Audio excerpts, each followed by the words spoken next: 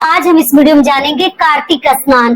कार्तिक स्नान कब से प्रारंभ हो रही है, किन किन बातों का हमें ध्यान रखनी है, कब समाप्त होगा, व्रत रखे पहली बार या ना रखे, क्या खाए ना खाए, सूर्य देव को पहले जल दे या तुलसी माता को दे, दीपक क्या सुबह शाम दोनों समय जलानी है, तुलसी जी को सिंदूर लगाए ना लगाए, गर्म पानी से स्नान करे ना करे, तमाम ऐसे महत्वपूर्ण सवालों के उत्तर आज हम इस वीडियो में जानेंगे।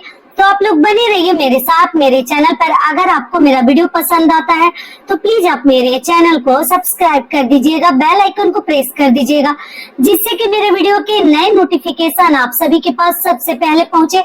तो चलिए शुरू करते हैं और सभी महत्वपूर्ण बातें जान लेते हैं। तो सबसे पहले दोस्तों आपको बता दूं, कार्तिक स्नान। कार्तिक स्नान जो है ना, शरद पूर्णिमा से प्रारंभ होकर और जो है कार्तिक पूर्णिमा पर समाप्त हो जाता है।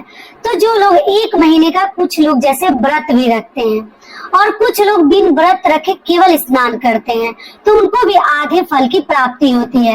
लेकिन बहुत अधिक पवित्र और मतलब शुभ और सही माना जाता है। विष्णु भगवान को प्रसन्न करना है तो बहुत सारे लोग, मतलब जो भी लोग हैं जिनसे हो पाता है, बूढ़े बुजुर्ग लोग अधिकतर कार्तिक स्नान करते हैं। ऐसे तो कोई भी कर सकता है और ऐसा माना जाता है भगवान विष्णु का निवास स्थान जल में ही होता है।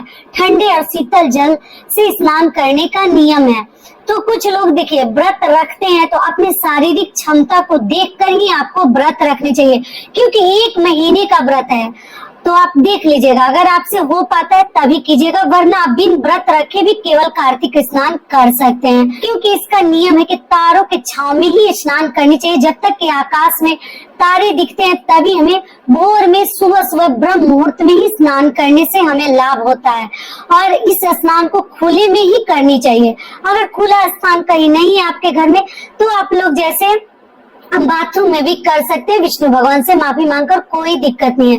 नियम तो है कि नदी सरोवर में हमें स्नान करनी चाहिए पूरे कार्तिक, लेकिन इतना कहाँ संभव नहीं हो पाएगा। अगर होता है तो कीजिए, नहीं हो पाता है तो आप स्नान के जल में आप गंगा जल मिश्रित जल से भी स्नान कर सकते हैं। रह गई गर्म पानी की बात, तो गर्म जल में आप लोग गंगा जल मत डालिएगा। आप स्नान करके गंगा जल एक ऐसी जगह पे रख लीजिए कि स्नान करने के तुरंत बाद अपने ऊपर आप लोग छिड़काव कर लीजिए। उसके बाद जाइए आप लोग जो भी आगे का पूजा पाठ है आपको करनी है। ये क्लियर हो गया। अब कार्तिक स्नान कब से प्रारंभ है तो आपको बता दो। देखिए पूर्णिमा के दिन से, जो लोग पूर्णिमा शरद पूर्णिमा का स्नान करते हैं उसके अगले दिन से कार्तिक का महीना शुरू हो रहा है 18 अक्टूबर से। लेकिन पूर्णिमा का स्नान करके उसके बाद लोग कंटिन्यू करते रहते हैं। जैसे पूर्णिमा में भी सुबह में भी ब्रह्म मुहूर्त में स्नान किया जाता है, बहुत अधिक लाभ होता है। और ब्रह्म मुहूर्त अपने में ही शुभ मुहूर्त माना जाता है। तो जैसे 17 अक्टूबर से आप प्रारंभ कीजिए और 18 से ऐसे कार्तिक का महीना शुरू हो रहा है और हमें 15 नवंबर तक स्नान करनी है। 15 नवंबर को कार्तिक पूर्णिमा के साथ आपका कार्तिक स्नान भी समाप्त हो जाता है और उस दिन जो दान उपदान करना है वो आगे मैं वीडियो डालूंगी। तो इस प्रकार से कार्तिक स्नान के नियम विधि है। तो ऐसा माना जाता है जो कार्तिक स्नान करते हैं उन्हें बहुत अधिक लाभ मिलता है। जो स्नान कर रहे पूरे महीने का व्रत रखे हैं और उनका आप दर्शन कर लेते हैं उससे भी आपको लाभ मिलेगा। तो जो स्नान कर रहे हैं उन्हें तो कई गुना मिलेगा। तो इसलिए कार्तिक का महीना विष्णु भगवान का प्रिय महीना है। विष्णु भगवान का आप लोग को मालूम ही है कि कार्तिक का महीना, अगर जो भी व्रत वगैरह आप लोग उठाना चाहते हैं, कितने सारे व्रत त्योहार पड़ते हैं कार्तिक के महीने में, तो आप लोग कोई भी नया व्रत, ऐसे तो इस साल सभी व्रत आप लोग शुरू कर सकते हैं, लेकिन कार्तिक का महीना बहुत अधिक पावन और पवित्र महीना और विष्णु भगवान का प्रिय महीना है। तो इसलिए आप जो है स्नान आप देख लीजिएगा, चाहे तो कर सकते हैं।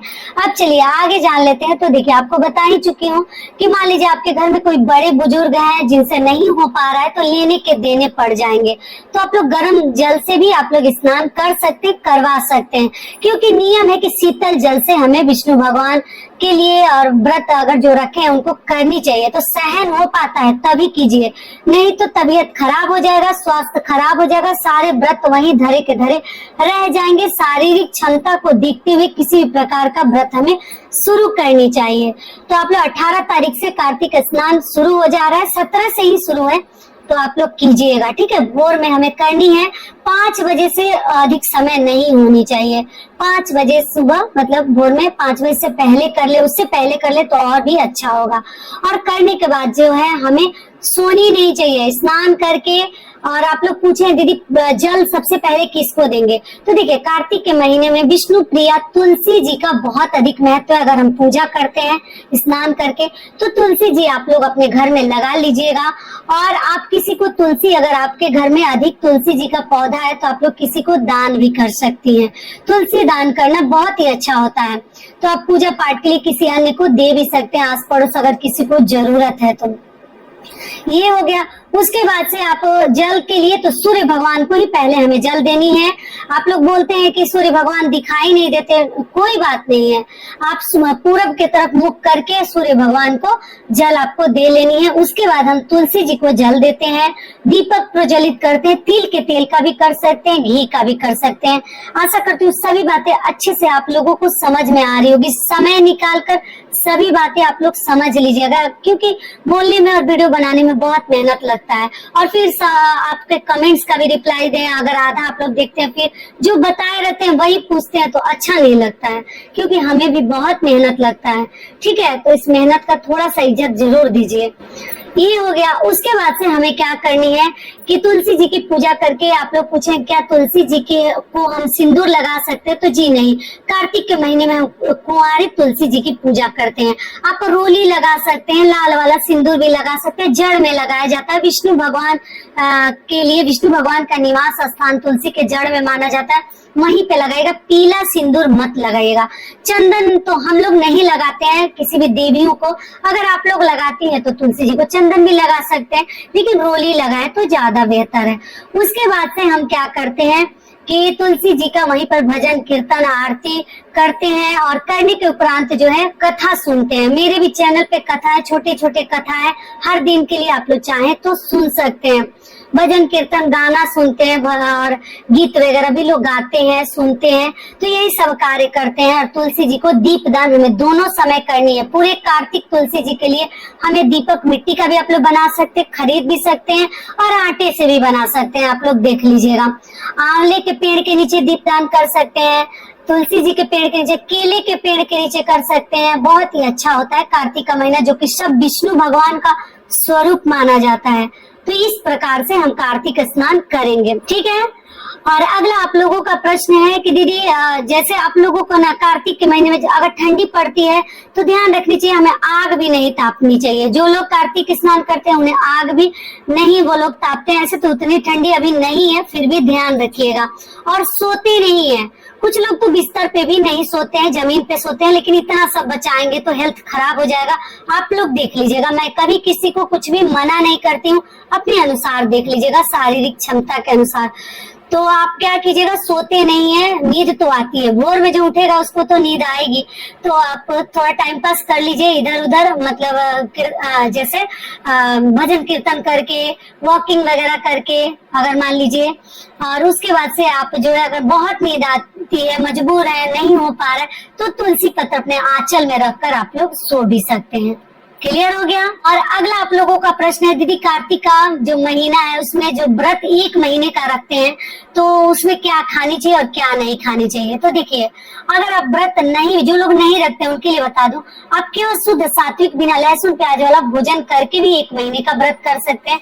लेकिन जो लोग पूरी निष्ठा नियम के साथ ये व्रत करना चाहते हैं तो आपको नियम है कि आपको किसी भी प्रकार की सब्जियां नहीं खानी है। केवल कच्चा केला इसमें खाया जाता है सब्जी में, और आलू की सब्जी खाई जाती है।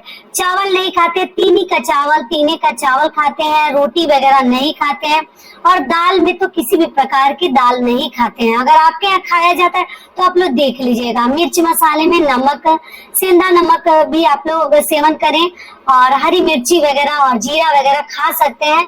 लेकिन आपको जैसे तीनी का चावल वगैरह ही, बकले का दाल, ये सब चीजें आप लोग खा सकते हैं। मसूर की दाल, बैगन, मूली, लहसुन, प्याज, ये सब नहीं खाया जाता है। और व्रत के साथ साथ इस बात का भी ध्यान रखिएगा कि आपके द्वारा किसी भी प्रकार का पाप ना हो, जीव हत्या ना हो, जीव जंतु आपके द्वारा ना मरे, किसी भी भिक्षुक भिखारी का अपमान ना करे, गरीब का अपमान ना करे। व्रत ही रखे हैं और नियम धर्म को सही से नहीं निभा रहे तो आपको व्रत का संपूर्ण लाभ नहीं मिलेगा। कीजिएगा और विष्णु भगवान का नाम लेते रहनिए। जहाँ भी बैठे विष्णु भगवान ओम विष्णुआय नमः, ओम विष्णुए नमः बोलते रहनी है और भगवान का नाम लेते रहनी है। दोनों समय भजन कीर्तन आरती हमें जरूर करनी है, घंटी जरूर बजानी, साथ में माता लक्ष्मी जी की भी हमें पूजा करनी है। तो इस प्रकार से हम कार्तिक के सभी महत्वपूर्ण नियम विधि मैं आपको बता दी। आप लोग पूजा पाठ कीजिएगा। तुलसी जी की पूजा विधि विधान से करके भी मैं दिखाई हूँ, तो आप लोग उस विधि से भी कर सकते हैं। और एक चीज और ध्यान रखिएगा कि जो लोग व्रत रखते हैं उन्हें घी का बना हुआ ही भोजन करनी चाहिए। जो भी भोजन आप लोग करते हैं, घी का या सूर्यमुखी के तेल का, मूंगफली के तेल का, मतलब हमें ऐसे तैसे मतलब रिफाइंड ऑयल इस्तेमाल नहीं करनी चाहिए और घी हो तो सर्वश्रेष्ठ है। तो इस प्रकार से हम कार्तिक स्नान करते हैं, उसके नियम धर्म को निभाते हैं। आगे ऐसे आप लोगों के जो भी मतलब प्रश्न होंगे उसके भी उत्तर के लिए वीडियो डालूंगी। समय जैसे मिलेगा वैसे वैसे दूंगी। अगर मान लीजिए बीच में कमेंट्स का रिप्लाई नहीं देती हूँ तो थोड़ा आप लोग सोच समझ लीजिएगा, क्योंकि व्रत पे व्रत पढ़ते जा रहे हैं और मैं भी व्यस्त रह रही हूँ, आंखें भी जैसे थक जाती हैं देखते देखते, तो थोड़ा सा मेरे लिए भी जरूर सोचिएगा। और आप लोग मुझे इंस्टाग्राम पे जरूर फॉलो कीजिएगा। और अगला आप लोगों का प्रश्न है कि जैसे पीरियड्स में मासिक धर्म में क्या कार्तिक स्नान करें या ना करें, तो जी आप कर सकते हैं। गंगा जल उस जल में ना डालें और आप जो है पूजा पाठ ना करें, क्योंकि बीच में तो नेचुरल है तो होगा ही। तो आप लोग इस बात का ध्यान रखिएगा। स्नान आप लोग कर सकते हैं, क्योंकि ये सभी प्रश्न आने लगते हैं तो सोची कि बता दूं। तो ये वीडियो मेरा यहीं तक का था। फिर मिलती हूँ एक नए वीडियो में। तब तक के लिए नमस्कार। स्वस्थ रहिए, सुरक्षित रहिए और जहाँ कहीं भी रहिए खूब खुश रहिए। धन्यवाद।